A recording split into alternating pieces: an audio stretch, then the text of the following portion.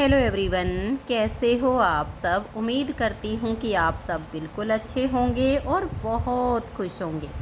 आप सभी का आपके अपने चैनल एसके ब्लॉग्स में बहुत बहुत स्वागत है। तो फ्रेंड्स, सबसे पहले आप सभी को मेरी प्यार भरी राधे राधे। आप सभी के लिए अपने ठाकुर और ठाकुराइन के चरणों में यही प्रार्थना करती हूँ कि प्रभु आप सभी को अच्छा स्वास्थ्य दे, आप सभी की सारी मनोकामनाएं पूरी हो जाएं और आप सभी के घरों में ढेर सारी खुशियाँ आएँ। अभी सुबह की पूजा आरती हो गई है, बाल भोग हो गया है, तो अब मैं लग गई हूँ अपने रसोई के कामों में। अभी ठाकुर जी के कुछ वस्त्र भी धुलने हैं, उसके लिए मैंने ये बड़ा पतीला जिसमें मेरे ठाकुर जी स्नान करते हैं ये रखा हुआ है। तो इसी में कुछ जैसे नाइट सूट हैं, कुछ रुमाल वगैरह वो रखे हुए हैं, बाद में धोऊंगी। पहले अपने लाला के लिए मैं माखन तैयार कर लेती हूँ, क्योंकि राधा अष्टमी के दिन ही माखन मिश्री का भोग लगा था और उसके बाद ताज़ा मक्खन तैयार नहीं हुआ था। तो इस वजह से कल मैंने जैसे मलाई वगैरह इकट्ठी करके जमाई हुई थी ना, अभी सुबह सुबह सबसे पहले माखन तैयार कर लेती हूँ अपने लाला को माखन मिश्री का भोग लगा के, और फिर लगूंगी कुछ खाना बनाने की तैयारी करने में। और जैसे इससे पहले मैंने एक वीडियो तो वो डाली थी जो मैंने 10 सितंबर को बनाई थी, 11 को फिर वो मैंने तैयार की थी, एडिट वगैरह का काम 11 का हुआ था, 12 को अपलोड करनी थी लेकिन फिर वो हो नहीं पाई। तो वो मैंने आप सबके साथ अभी 26 को शेयर की है। एक छोटी सी वीडियो मैंने जो है आप सबके साथ एकादशी पर शेयर की थी, आप सभी को एकादशी की शुभकामनाएं देने के लिए। उससे मतलब बीच में कोई वीडियो बनी ही नहीं थी। आज ये छोटा सा रूटीन आप सबके साथ शेयर कर रही हूँ। बहुत दिनों के बाद आप सबसे मिलने के लिए आई हूँ। वीडियो कहीं से भी थोड़ी बहुत अच्छी लग जाए तो वीडियो को लाइक ज़रूर कर दिया करो। और अभी देखिए माखन तैयार हो गया है, और ये जैसे हैंड ब्लेंडर है, इसको पहले अच्छे से जो है ना साफ़ कर लेती हूँ, क्योंकि माखन इस पर चिपक जाता है काफ़ी सारा। फिर बाद में मैं इसको साफ़ कर दूँगी साबुन लगा के, जो बर्तन धुलने वाला साबुन है ना उससे साफ़ कर दूँगी, तो इसकी चिकनाई वगैरह साफ़ हो जाएगी। और ऐसे ही इसको रख देते हैं ना तो इस पर डस्ट थोड़ी बहुत जमेगी, बहुत सारे कीटाणु फिर उसमें हो जाते हैं। तो मैं इसको मांज धो के ही रखती हूँ। फिर अभी पानी में पहले मक्खन निकालूंगी, क्योंकि डायरेक्ट हम बर्तन में मक्खन निकाल देते हैं ना तो उसमें लस्सी की काफ़ी सारी मतलब जमा हो जाती है और वो मक्खन जल्दी खट्टा हो जाता है। तो पहले मैं पानी में निकालती हूँ, फ्रीज का ठंडा पानी ले लेती हूँ, उसमें निकालती हूँ ताकि थोड़ा टाइट हो जाए मक्खन।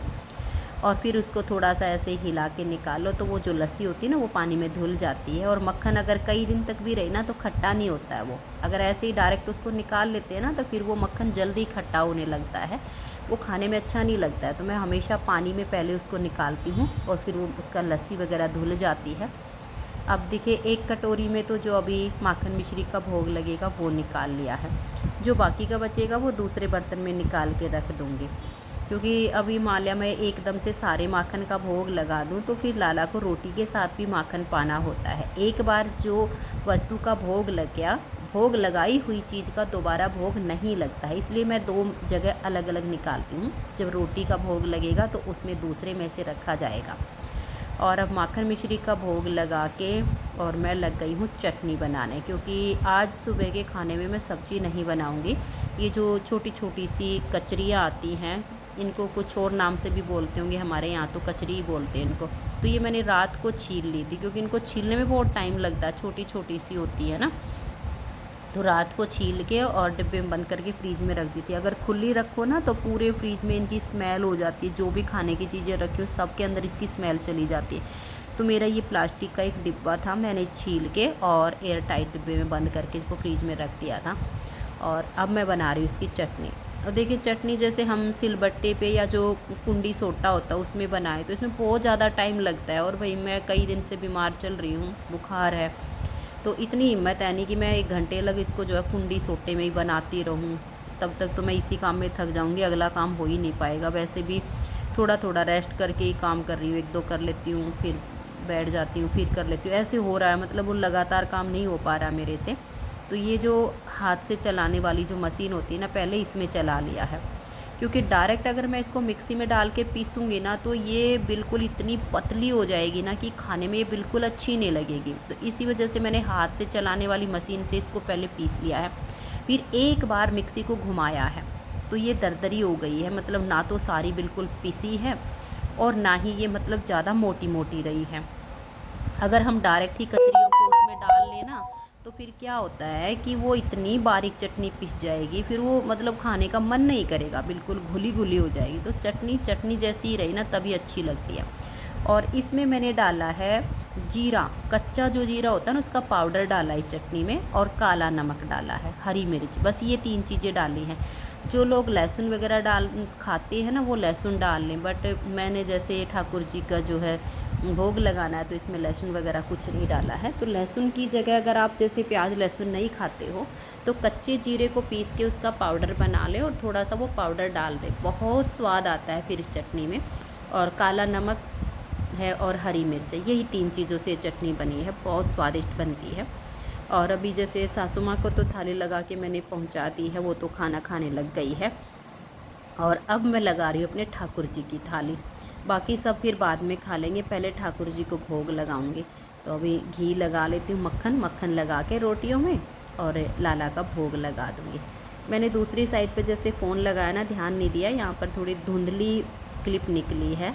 लाइट वगैरह मैंने नहीं जला रखी थी क्योंकि वैसे ही रोशनी अच्छी हो जाती है, पर्दे वगैरह नहीं लगा रखे हैं, हटा रखे हैं, लेकिन कैमरा मतलब अपोजिट साइड पे रखा गया ना, जिस वजह से धुंधले धुंधली सी वहाँ की क्लिप निकली थी।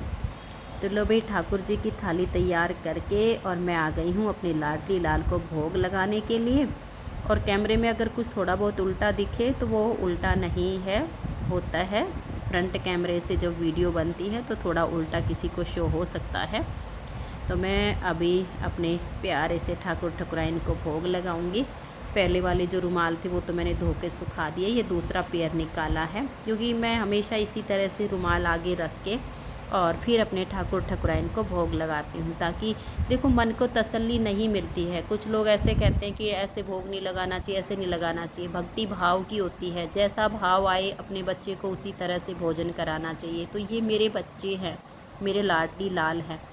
तो अभी मैं इनको जो है चटनी रोटी और दही का भोग लगा रही हूँ। प्यार से ठाकुर जी चटनी रोटी भी खुश होके खाते हैं, अगर भाव ना हो तो चाहे 56 भोग रखे रहें, ठाकुर जी उनकी ओर देखते भी नहीं हैं। प्रेम हो तो सूखी रोटी भी खाते हैं। तो वही अभी मैं ठाकुर जी को भोग लगा देती हूँ। भोग लगा के फिर 8-7 मिनट के लिए थाली को मैं यहीं पर छोड़ दूँगी, ठाकुर जी पूरा भोग जब पा लेंगे उसके बाद मैं अपने ठाकुर ठकुराइन को आचमन करा दूँगी। प्रसाद फिर घर में जो भी, जैसे विशाल के पापा जी हैं वो पा ले, अनुज विशाल जो भी हैं वो मतलब पा लेते हैं फिर इस प्रसाद को। तो बहनों, आज की इस वीडियो का मैं यहीं पर एंड करती हूँ। छोटी सी वीडियो बना के आप सबके साथ शेयर की है। वीडियो अच्छी लगी हो तो वीडियो को लाइक शेयर ज़रूर करना। आज की इस वीडियो में इतना ही, मिलते हैं नेक्स्ट वीडियो में। तब तक के लिए आप सब खुश रहिए, अपना अपना ध्यान रखिए। तब तक के लिए बाय बाय।